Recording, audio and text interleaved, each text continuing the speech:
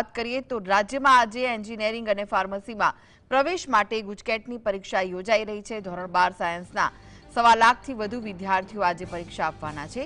એકલા અમદાવાદમાં જ 89 બિલ્ડિંગોમાં આયોજન કરાયું છે। સમગ્ર રાજ્યમાં 1.36 લાખ વિદ્યાર્થીઓ 8450 બ્લોકમાં પરીક્ષા આપવાના છે।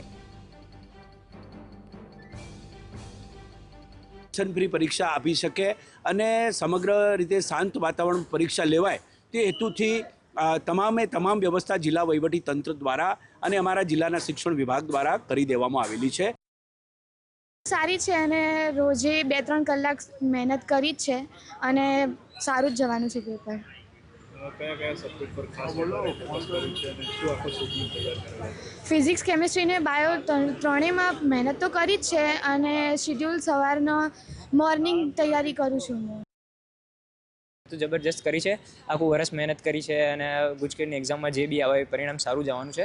મહેનતનું જ જે પરિણામ મળવાનું, એટલે કંઈ બી બીવાની જરૂર આવતી નથી।